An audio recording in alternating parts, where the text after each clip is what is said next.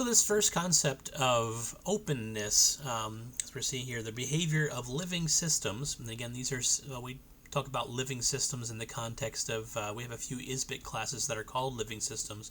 The phage class is a living system. I believe ISBIT 201 is called living systems 2. But specifically here, we're talking about a living system. We're talking about a system that has people inside of it. And not just a machine, not just a robot. But the living systems can be understood in the context of their environment. So when we study like ecology and environmental science in the wild, when we find a new living organism, yes, we can study it by taking pictures, and perhaps after it passes away, we can dissect it. But we learn a heck of a lot more if we study it in the wild. What does it eat? How does it live? How does it raise its young? How does it interact with its environment? How does it interact with other organisms and the like? So in this case, we're talking about a system that is open. I know we talked about systems being opened and closed, but living systems most definitely are open. If a living system is closed, then it's no longer living. It's dead. Imagine holding your nose and closing your mouth and not letting air to go into your lungs, so that you're closed to air, or you're closed to food, or whatever. Pick a topic. If you are a living system and you're closed just to your environment, you're not going to live for very long.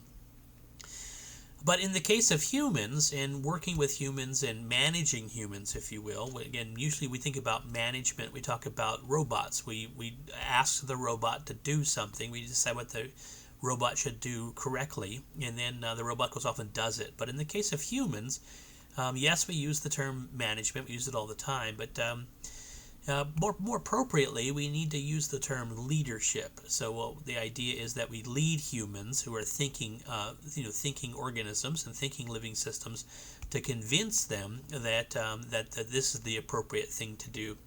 So in this case, leadership is managing upward, and the idea is managing up the chain of command, managing towards the future, managing outward, managing towards the openness. It is influencing what one cannot control. So if you can't control something directly, in the case of a robot, you just turn the robot on or off, or you change its programming so that it goes down the hall 4 meters and makes a sharp right. If you can't control something directly, sort of micromanaging, then what you can do is you can hope to influence it. Maybe you influence a human by inspiring them. Maybe you get them on board. Maybe there's advertising. Maybe you give them a raise. Maybe you give them a compliment. Hey, good job, team. Let's do this. Not really sure.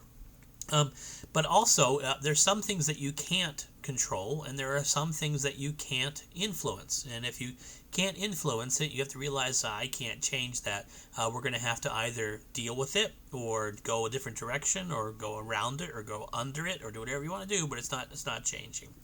So in this case, there's a lot of talk and a lot of time spent in systems thinking, talking about leadership as opposed to management. Nothing's wrong with management. Great managers are fantastic, but we also need good managers, good leaders as well. So what happens is this system, which is free to make all kinds of choices and has its own purpose, is usually guided by an internal code of content, just like a real living system. We're all guided by our internal deoxyribonucleic acid, our A's and G's and C's and T's inside of our cells. We really can't do much about that. But if left alone, open systems, living systems, if you don't influence them, what they do is they tend to just do the same thing, and they tend to reproduce themselves. So in reality, we're talking about a living system, an island full of bunnies. You get more bunnies. In this case, if you're talking about a bunch of employees, a bunch of humans working at a business, if you just sort of let them go about and do their job, usually they'll train each other, they'll form a culture, and it'll keep on. It'll sort of turn into, this is how we do things around here. And if things do need to be changed, then we have to realize we need to go ahead and influence that somehow. So open systems tend to reproduce themselves as far as interacting with other people, interacting with other components as we go. So what I want to do here is take a look at a TED Talk of of an influencer, Hamza Khan, who was talking about openness and how you go about managing and leading. And his takeaway is that we manage things, we manage robots, we manage items that can be controlled. And then when it comes to people, it's very difficult to manage people. You wouldn't want to do it. It's better to lead them. So we're gonna take a look at this and ask some questions about this TED Talk.